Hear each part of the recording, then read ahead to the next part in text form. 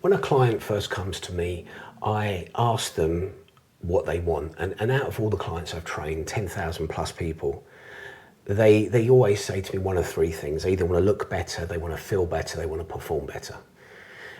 Let's stick with the looking better, because we've been looking at the beach body, so we're going to stay with this theme at the moment. So I say to them, what do you mean by that? What do you mean by looking better? In your mind, you've got a picture of what you want to look like. I don't know that picture. You don't know the picture of what I want to look like. So what I do is I send my clients to my Pinterest board, and I have a board there of completely inspirational physiques. And these physiques range right across the board, from Frank Madrano, who is a calisthenics guy, to Rich Froning, to Ryan Terry. But also I want to think something else here. I'm going to look at the girls for a second, and I've also put some girls in there, like Tess Holliday. Now you're sitting there going, how could Tess Holliday ever be somebody's ideal? Well, if you weighed 500 pounds, then maybe Tess Holliday is your ideal and is your goal. The goal is specific to you. It's nothing to do with me. You know, I've always said this. There's one thing I always say to my clients, and this is something that I really want to give you. This is the lesson from today, the action. Sometimes where you want to go to is too far away.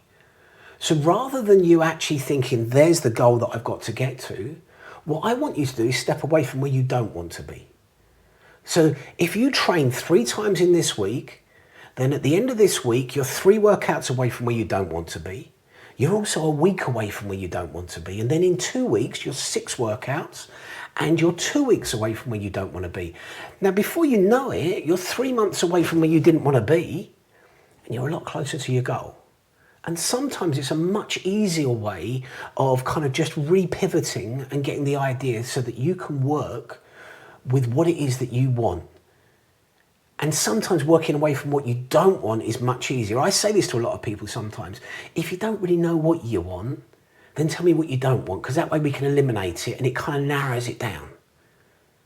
And that's a really good way sometimes to think about your goals. If you don't know what the goal is yet, then tell me what it isn't. You know, if I say to you, I want to go to the beach, I might say categorically, I don't want to go to Brighton. Well, I know now that that Brighton beach is where I don't want to go. I want sand. Brighton Beach has pebbles. Sorry, Brighton, you're not the right beach for me. And that narrows it down. I know where I don't want. I know where I don't want to go.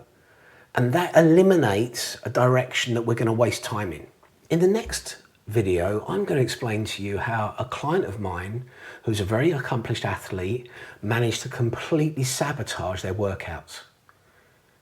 Very simply, I mean, the logic was really good, completely blew it up, and I'll show you how it was done. So look at the next video.